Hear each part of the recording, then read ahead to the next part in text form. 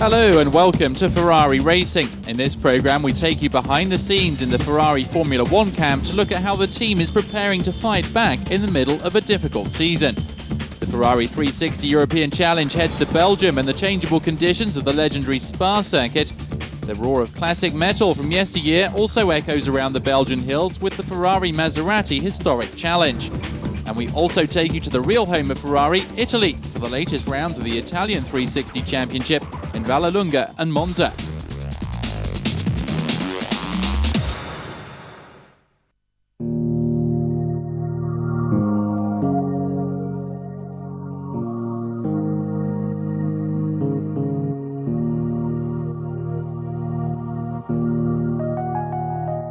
We're already at the mid-season point in the World F1 Championship.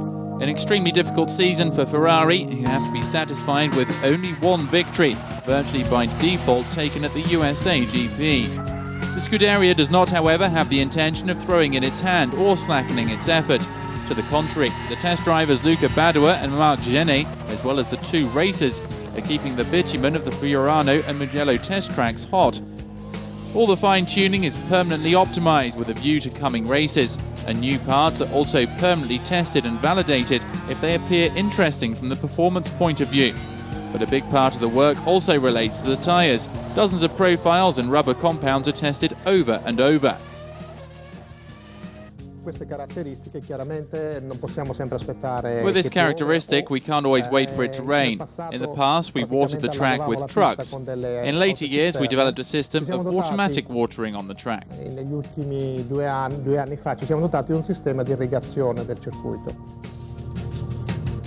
The system is managed by computers because it does not only make it possible to wet the track, it's also used to simulate different wet conditions. This is because it's not necessary to have constant watering all over, but there's also the type of asphalt and slope that varies. Depending on the amount of water we want, there's a sprinkler that ensures uniform watering of that part of the track.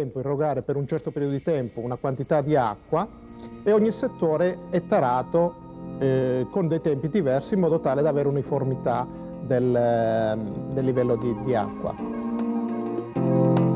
In F1, nothing is ever left to chance, and a successful rain tyre test can result in victory, because of course, in addition to the effectiveness of the tyres, a huge amount of work is done on strategies in case of rain.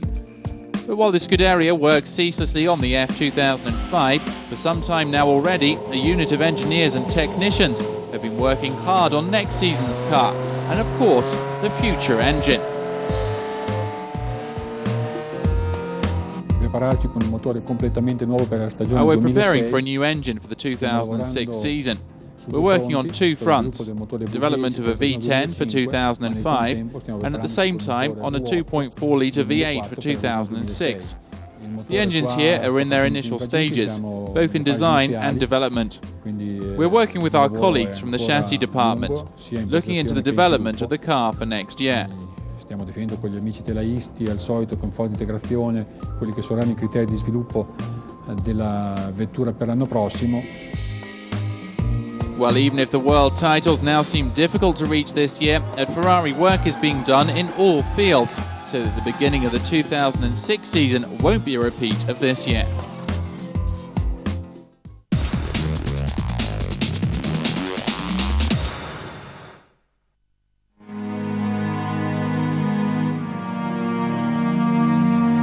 The end of June on the Belgian circuit of Spa, the third meeting of the 2005 Ferrari 360 European Challenge. The Irish driver Paddy Chauvelin is pole man and heads into the Radillon corner with the 2004 Challenge winner Frenchman Ange Bard. The latter takes the lead of the race. Following Bard and Chauvelin, we find the Czech driver Robert Pergel. A little further back is the young Swiss driver Philippe Baron, who normally races in the Italian 360 Challenge. For 3 laps, Ange Bard remains the leader, but behind him there's a battle. Baron moves up and arrives in third place by the third lap. The lap later, Bard is leader, but Baron is right behind him. Behind the two leaders there, Chauvelin number 2 made the best lap, but he's no more to be seen. In his place, we find the number 4, Pergel. Baron attacks to take the lead, and in the straight the Swiss driver is in the #1 position, beginning his solo race which will continue until the finish. Second is Michael Cullen, and third Robert Purgel. Onge Bard, though, retired in the 15th lap. In the Shell Cup, the winner is Ralf Schaefer, 7th in the overall classification. Behind him, the Swiss driver Ralf Gallagher and the Finn Mikael Forsten. I live 130 kilometers from here, and this here is my living room, and I want to win here both races. In the race, there's also a special team. In the number 75 car, the French couple, Jonathan and Karine Sicard, make it a family affair. We both began to race at the same time, 4 years ago. He drives faster than me, that's sure. La piste que vous aimez plus? Which track do you like best, Spa and Spa?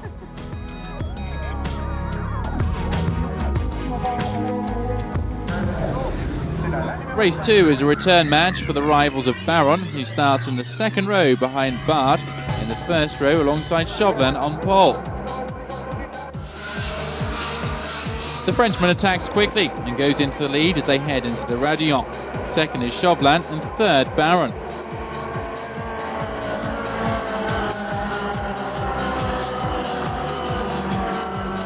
After only a few laps, the 22-year-old Swiss driver Philippe Baron is again in the lead. This time he acts as the pacemaker.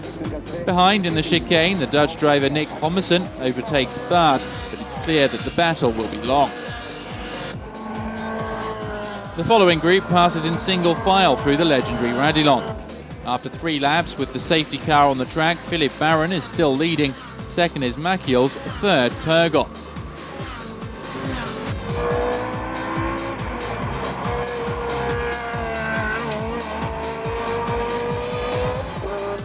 After the pit stop, Bard regains second place behind Baron. But it's behind the yellow car of the Frenchman that there's a hot duel in the wings between Cullen and Purgel.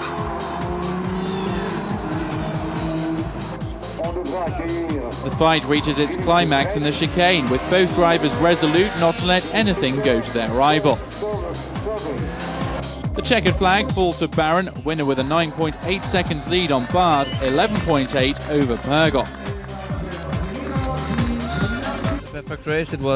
The conditions were nearly perfect. It was almost dry over all the race, and I won with a huge gap on the others.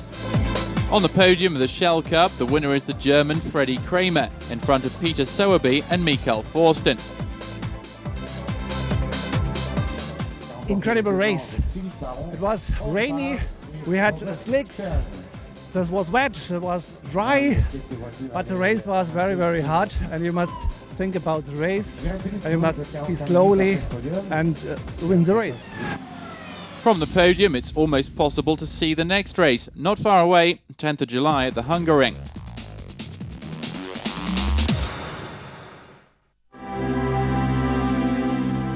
In June, the Spa circuit also hosted the 2005 Ferrari Maserati Historic Challenge for its second meeting.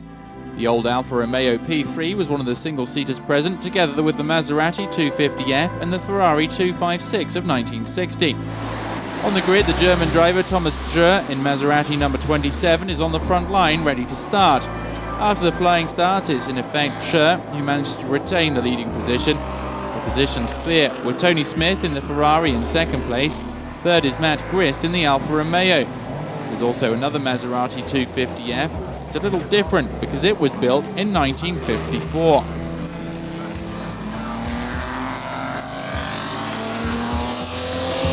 Pschur drives confidently with a good lead over Tony Smith.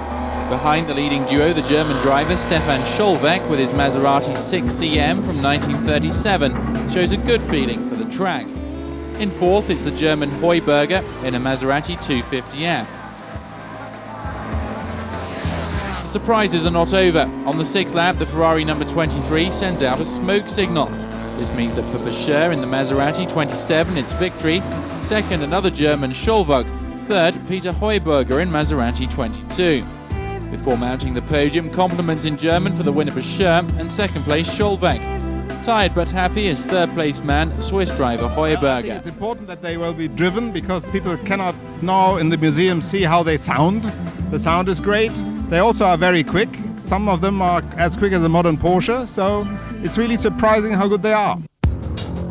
24 cars make the C Group grid. On the first row, 2 Ferrari 512 BBLMs. Immediately after the start, it's pole holder Paul Knapfjell with his blue Ferrari who takes to the head of the group and leads. Behind him, all the cars pass through without any troubles. The first 3 cars are all the same model, but Knapfjell already has a few seconds lead and is driving very surely. The cars behind in group formation have to pay more attention in the narrow curves of the chicane.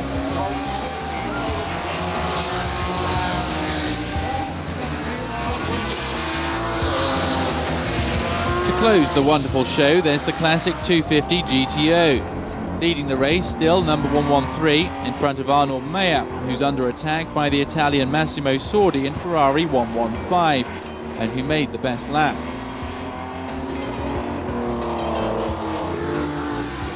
For the victory, no problems for Paul Knapfjell and his Ferrari. The podium receives the winner Knapfjell, second Massimo Sordi, and Arnold Meyer, all 3 with Ferrari 512 BBs. On the grid of race 2 Group C, there's a surprise. Number 114 Knapfjell is absent. Due to a technical problem, he has to start from the pit lane in last position. The quickest start is the white Ferrari 512 BB of Meyer, behind him the Italian Sordi. In the first lap, the winner of race 1 is running fast. François Degan with the Ferrari 512 BB is way off the race leaders, behind him Knapfjell in 113. The German driver is running hot and in only 3 laps pushes up to the lead. Still not satisfied, in the 4th lap he signs the best lap time. Second place is Sordi, third Swiss Meyer. Paul Knapfjell wins his second of the weekend, a few seconds ahead of Sordi. The podium sees the 3 Ferrari 512 BB drivers together, Knapfjell, Sordi and Meyer.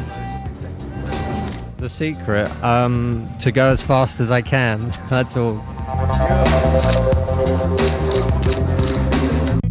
In Spa, like in the other circuits where we find the meetings of the historic challenge, there were a lot of wonderful classic cars of different ages, but there are fewer drivers than cars.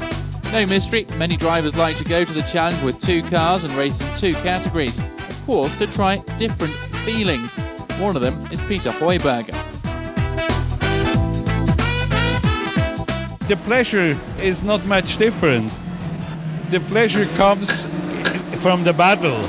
If you are driving alone, of course the Maserati is much nicer. But if you are driving in a battle with the Berlinetta, it's fantastic too. Another driver with double emotions is the Swiss Lukas Hüning. The emotions are very good in both cases. The Maserati, as you say, is a pure race car, which it has no compromise towards road use. It's